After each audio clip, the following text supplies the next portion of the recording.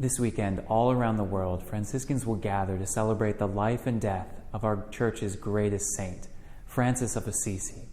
But who is Saint Francis? For some, he's simply the man of the bird bath. Others remember him for his feast day, that day that we bring our pets to church for a blessing. I've seen him used to promote everything from climate change initiatives to cookbooks. I even had to go to an etiquette workshop once because, as the friar said, that's what Francis would have done. Sometimes with all these images, it can be difficult to determine which is the Francis of history and which is the Francis of our imagination. That's why this feast of St. Francis, I sat down with secular Franciscan and breaking in the habit cameraman extraordinaire Rob Garayeb to ask that very question. Who is the real St. Francis?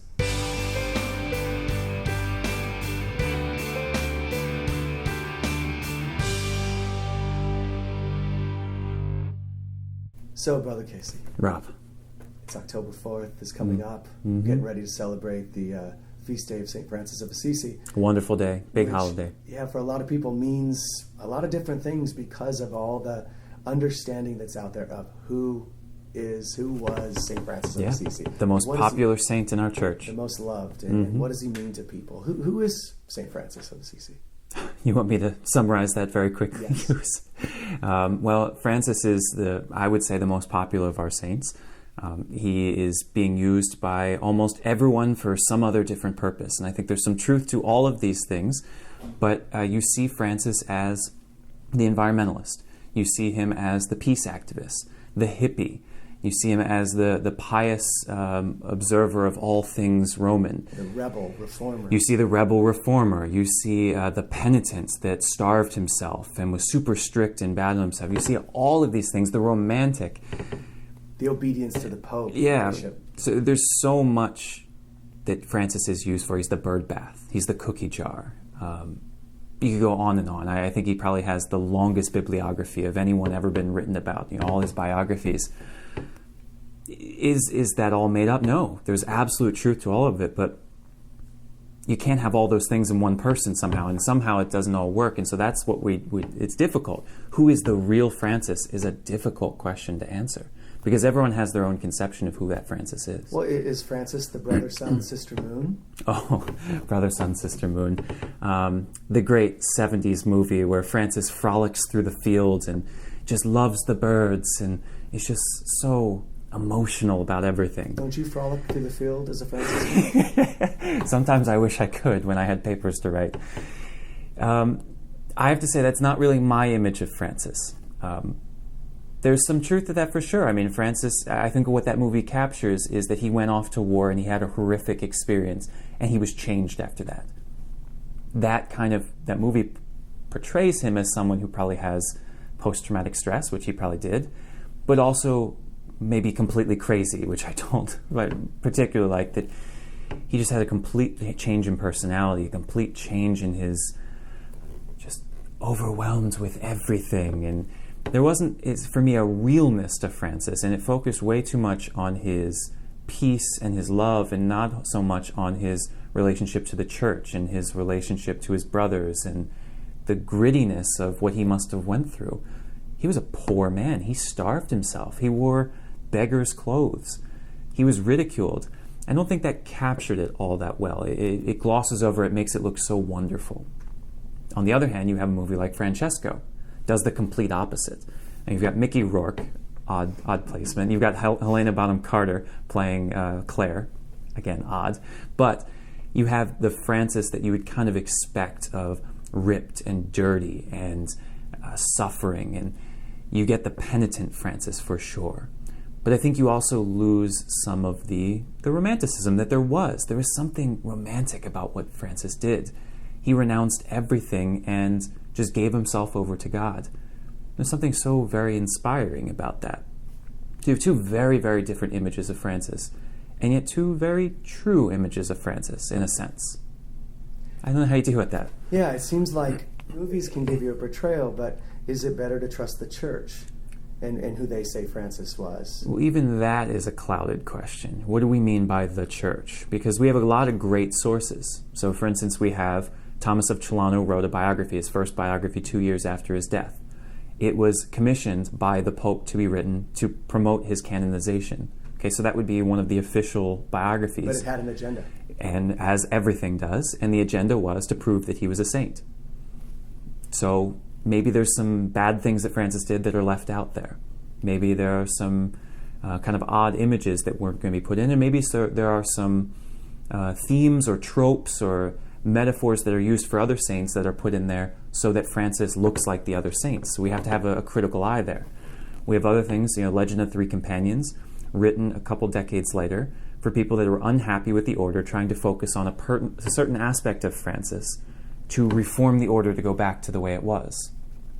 We've got Bonaventure, even more a few decades later, dealing with an order in lots of trouble. It's so big, and the bishops are not happy with the Franciscans because they've gone every which way, and he's trying to bring order. And so he has to narrow it down and say, no, this is the official document, and we're going to take away anything that would create chaos, anything that would initiate rebellion against the church from Francis, just so we have the nice, pious Francis. All of these are official documents. All of these are recognized by the order and the church. And like today's documents, have an agenda, have a purpose of how we're trying to portray Francis. And they're all very true because they're what people understood Francis to be at the time. We just have to have a critical eye of what we're getting from these documents. Yeah, so what do you think the key themes that are the most helpful in general to understand about Francis? I think you have to start with peace because that was his experience of his conversion, was the horrors of war. He saw people being killed. He probably engaged, he may have even killed someone himself, that's just speculation, but he went to war, so that's possible. And he came back a completely different person. I think peace, not in kind of an activist sort of way that we understand today, but a peace of self, peace of brothers, more in the local sense. It really influenced his view of poverty, I think. And you think about it, when you own something and you want to protect that, you have to use violence to protect that if someone tries to take it from you. So if you own a house and someone breaks in, what are you going to do? You've got to get them out, either violently with your words, with your actions, maybe attacking them. And so for him, he didn't want violence in any way. Violence with others, violence with himself, anger, anything like that. So the answer is, well, don't own anything. If we don't own anything, if everything is God's and we're just caretakers, well, then I'll never have to fight anyone for it. And he talks about that. If someone tries to take things from you, let him have it. So the Francis and the Sultan would speak to probably one of the key stories, right? And that's moving a little farther in his life. I think that would be another step of his conversion. So that would be more of a grander sense. So Francis went to the Fourth Crusade. And it's not really sure entirely why he went, probably to preach peace. People on both sides saw that it was a very bloody, very terrible war. It may have been one of the worst crusades, and it was getting nowhere. And what Francis did was he crossed enemy lines, went to the Sultan, and preached to the Sultan. And this is the time that proclaiming another religion besides Islam, immediate gets killed. Yeah, and he did it anyway. And there's something to be learned about this because it's even written in our rule how we're supposed to go about doing this. You're not supposed to go and say that someone else is wrong. You're not supposed to go and spit in their face and say, Jesus is the only one, you're a terrible person, because you get killed when you do that. He said, when you go among the Saracens, be with them. Learn from them. Be as one of them and preach kind of with your actions. He doesn't say those exact words. I mean, we've got the line we'll get to, I'm sure. Preach the gospel at all times, when necessary, use words. We've got that sentiment. Preach with your love. Preach with your brotherhood. Show them Christianity before you shout at them. I mean, we've heard Pope Francis say this a lot. Yeah. And so that was his model of going. And when the Sultan saw him, he saw someone that was a holy man. He saw someone who walked the walk, very much like our Pope. And he was moved by that. And they actually had a great conversation. They talked about God, and they saw that they could be reconciled. And the Sultan really came out better on that side of the war than the Christians did, because there was a lot of attempts for peace to end the war, and the Christian bishops just continued to fight. Francis was stepping outside of that, saying, why are we fighting? Why are we killing people over holy lands? How contradictory is that? And I think that comes from his initial desire for peace. We go beyond that, so obviously poverty. His initial thing was probably not brotherhood, but it certainly became very important in a way that it wasn't just brothers sitting around, having fun playing games. It was brothers in mission. It was a great joy to him that God would send him brothers. Yeah, well, he has a line in his testament, and the Lord gave me brothers, and he didn't tell me, what to do with them. And I always joke with the other friars what his tone must have been. Was it, and the Lord gave me brothers? Or on some days it was, and the Lord gave me brothers. Oh, and I have those days too. Because really, I don't think Francis went out to start an order. There's nothing that indicates that. His first action was to go build a church by himself. And then it was so inspiring that other people came. But he incorporated that into his mission. And it became so essential to his mission that, like Jesus, he never sent a brother out one by one. It was always 2 by 2. I think it becomes so essential to our charism because Francis wanted the joy of the brotherhood.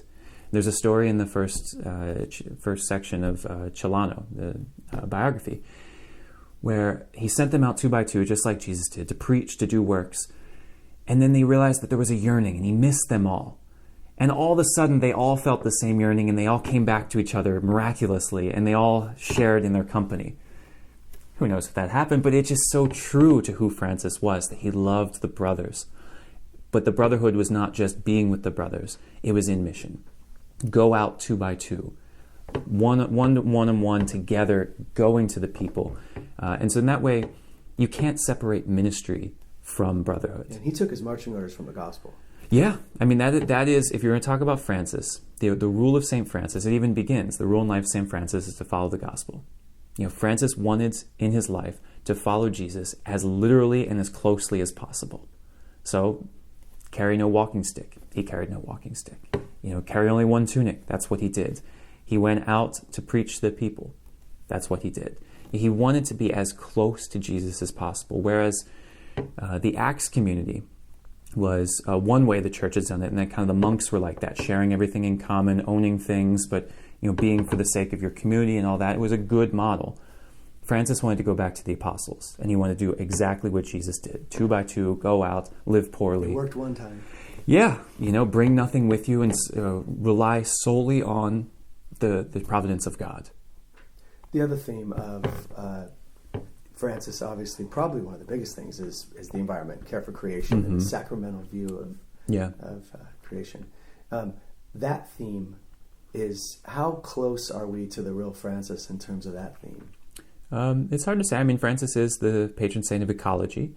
I think that's good, for sure, because Francis wrote the Canticle of the Creatures, so we definitely have that. Probably the oldest literature in the Italian, Umbrian, but the Italian literature, really. So Francis is credited with something pretty extraordinary. He writes, blessed are you, O Lord, through brother Sun, for through brother Sun, we see you. Praise be you, Lord, through mother, or sister Moon. We be careful here. It's not pantheism. It's not worship of the environment. It's not the environment in and of itself. When Francis looked at creation, he looked at the animals, the trees, the valleys, the water, all of that. Francis saw an imprint of God, that he was able to see the Creator through the created. And for him, that's what made it sacred. Everything was of God. And he wanted to be so close to God that anything that reminded him of God was extraordinary. I think it might be wrong to think in his time that meant, well, we need to protect creation. We need to preserve it. And partially because in the 13th century, there was nothing actually hurting creation, or pre-industrial evolution, all that. There's no concept in his mind about care for creation. It's all just about, look at God everywhere. Isn't this wonderful? In that way, I think it's in one sense wrong to say this is what Francis would do. He would support, climate change initiatives. He would eco-justice, things like that, because he had no concept of that. So we have no way of saying. At the same time, what he did in his time was very radical. It was an extraordinary way of looking at creation, not as a use, but as a joy of God, an imprint of God. And that wasn't completely different, but that he said it in such a beautifully eloquent way that if he lived today and he saw the things we were doing, I can believe that he would support these initiatives, that he would be on for caring for creation in a justice sort of sense. It's just we have to be careful with that, of authoritatively saying, this is what Francis would have done, because we just don't know. I want to speak to that because I often think people think he's the patron saint of social justice. Oh, yeah. Was he a justice, reformer? I think what frustrates me is he gets hijacked for a cause that is a cause with an end for a political cause of their own. Yeah, maybe. And for Francis, it was always about leading back to God, leading back to God, and always about unity in Christ. And I think he gets used a lot, and I think it can be a disservice. Yeah, well, he's just so beloved. He is the universal saint, as far as I'm concerned. Protestants love him, Catholics love him, Muslims love him. Even secular people respect him, because even though there's all this God stuff, he was a man that walked the walk. He was a man that was with the poor, who got his hands dirty, and he had integrity, very much like our Pope.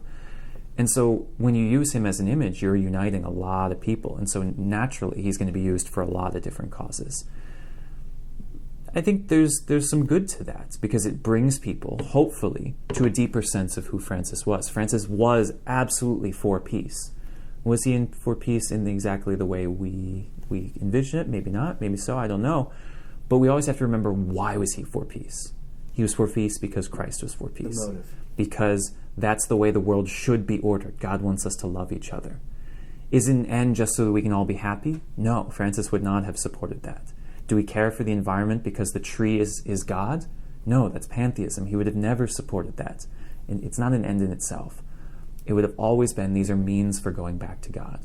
Same thing with poverty. You look to Francis for poverty, and he could be a little extreme sometimes. He poured ashes on his food. He often starved himself. He whipped himself. He's very strict in his asceticism. But even Francis knew that poverty was a game you couldn't win. The only way you win poverty is if you die of starvation. And when he looks at Jesus, Jesus didn't die of starvation. Jesus was clearly not the poorest of the poor. And that might be a struggle to hear. There were definitely people poor that didn't eat, that didn't have places to stay. And so if we're going to imitate Jesus, poverty is not our highest goal. The point of poverty is our humility. It is the giving up of ourselves to follow another. Those are what Francis was really for. Now, that's not to spiritualize poverty and say, well, I can have my big screen TV because I know I can give it up whenever I want it. That's missing the point as well. But the bigger point is, how is what I have and use bringing me to God? And if it's an impediment to get me to God, well, then I need to give it up. If I'm clinging to something so strong that, I don't know, I might be like that rich man who walks away sad because I have so many rich things I can't abandon them and follow Jesus. That's a problem. So when we ask all these questions about who the real Francis was and how he's being used, if it does not include a reverence and a love for Jesus, it's not the real Francis. There are a lot of things that can include, but that is the one so very essential thing. People hold him up as reforming the church, and he set out, some people pit him as, well, you've got this big, bad, ugly church, and you've got Francis, this poor, humble thing, against the power and challenging him. There's really no evidence of that. There's evidence that he was not satisfied with his life in the church, for sure. The way he lived his life showed that he looked at the church and was unsatisfied. The way that they ate, the way that they wore their nice vestments, the opulency of the churches. Francis lived a radically different life. He was poor. He shared everything. He often starved. He went to the lepers. You didn't see bishops doing this. You didn't see them giving of themselves. They were often very corrupt. So in that way, yes, he was a rebel. But he wasn't there with a sign in front of the Vatican saying, down with you, Pope. He wasn't one writing a treatise saying, here's all the ways you're wrong, and if you don't change, then I'm starting my own church. Those ways, he was not an activist in the way we see him. So I know it's a really difficult one. Yeah, so these are some things, and there's more themes. I want to speak. Yeah. So one more thing about the church. Yeah. So he obviously had dissatisfaction, but he always wanted to be within the church. And we struggle with that. And he was very big on obedience. What does that mean within the church? Yeah, obedience is almost a bad word. We're so free people. We're postmodern people that write your own future. Obedience means submitting to the will of someone else. Why would we do that? Who are you to say what I should do? And we talked about, Francis didn't let them say who he was supposed to be, because he knew he was supposed to be a follower of Christ. That was his ultimate goal. But at the same time, there was more to being his own person than just doing whatever he wanted. He wanted to know Christ, and that meant respecting Christ's church. That meant the sacraments were the best way he knew to follow Christ, that he could experience Christ in a tangible way through the Eucharist. And so how did he experience the Eucharist? Through the priest. How did he read the Word of God? Through the church that wrote it down. And so in that way, he might have said, and this is me extrapolating, it may not be the best, but it's all we got. And I love all we got. And I don't want to tear it down. Yeah. And so he says, you should respect priests. Is he crazy? It's not a popular thing to say. Priests are crazy. But he wasn't saying because they're good people. He's saying they're holy.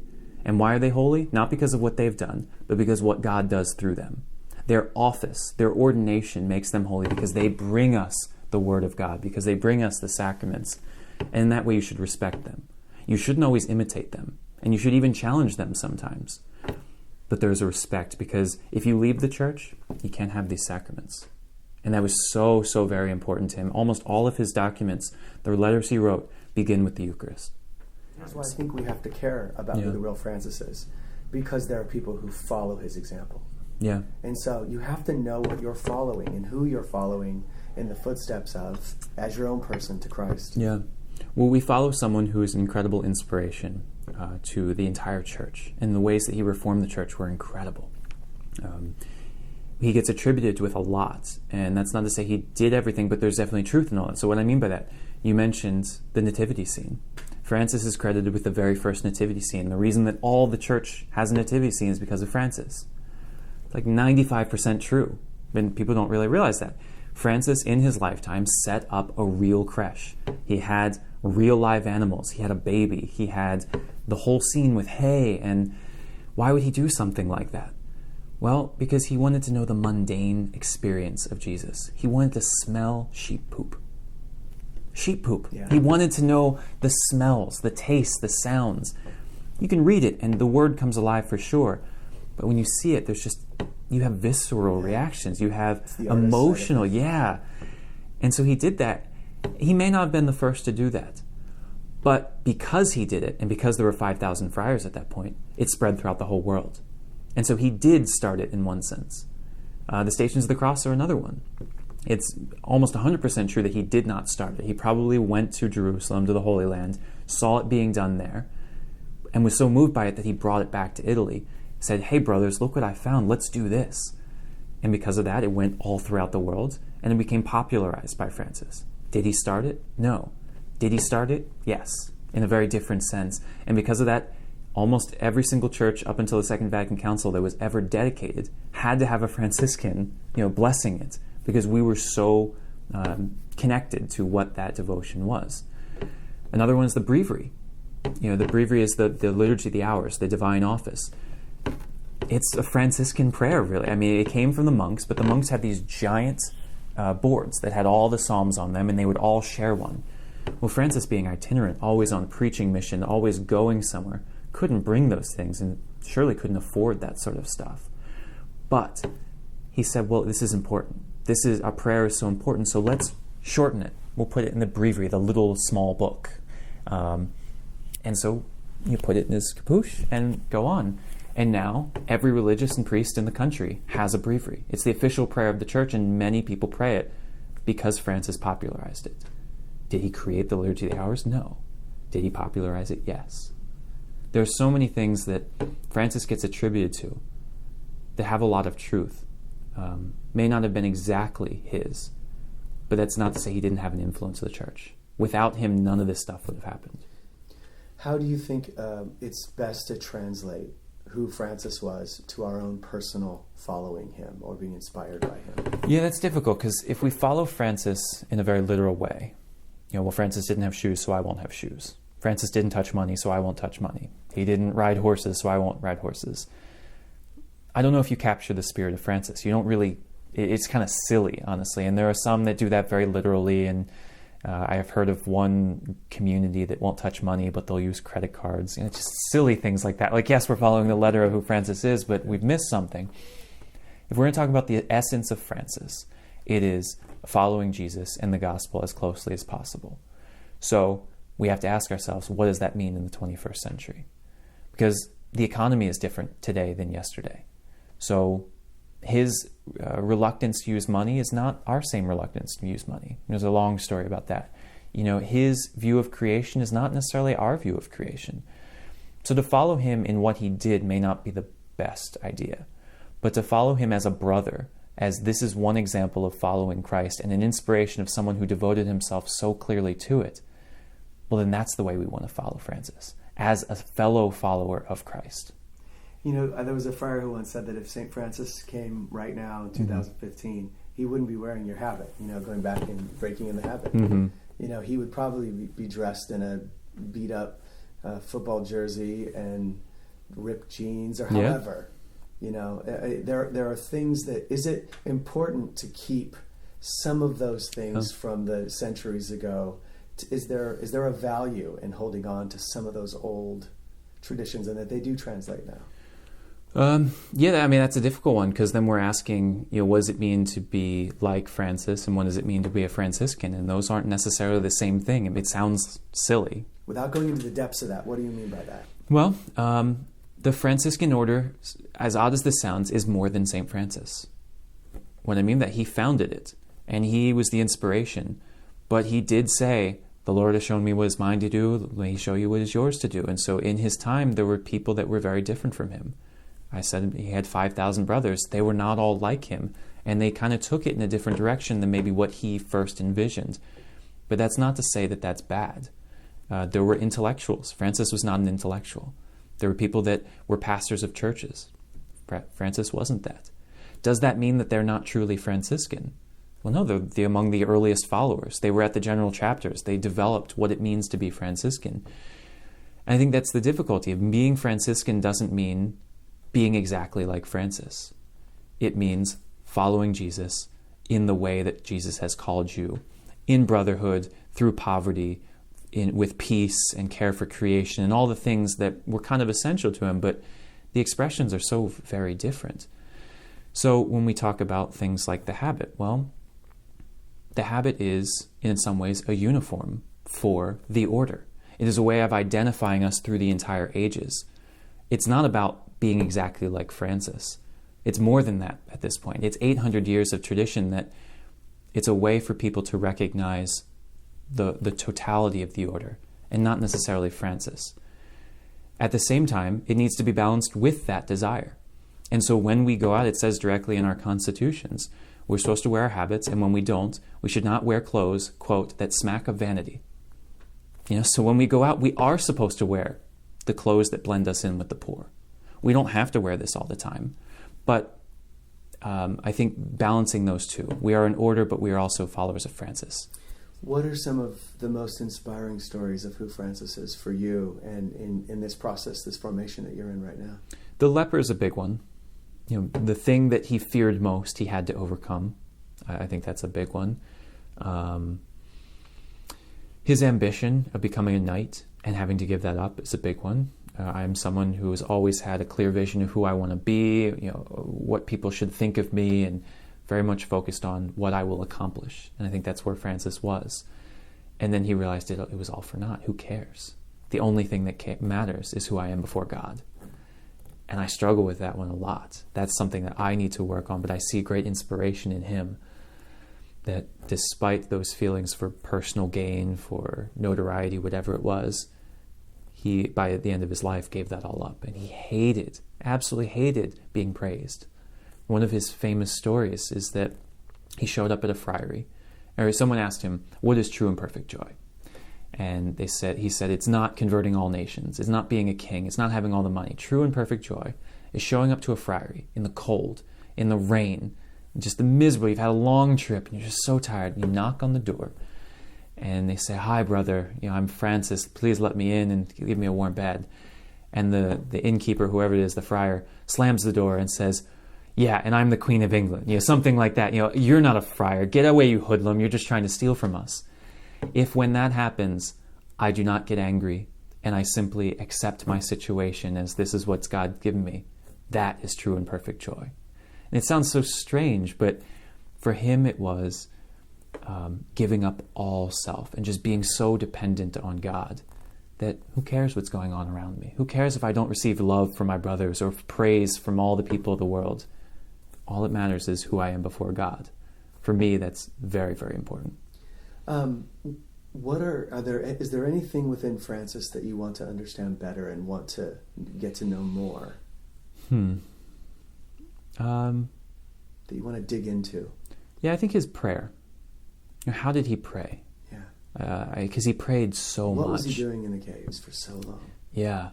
Because, it says that he was just a mystic. He would pray for hours on end, and he would just completely identify with Christ and just take on Christ's body. And it's just so amazing that someone could pray for that long.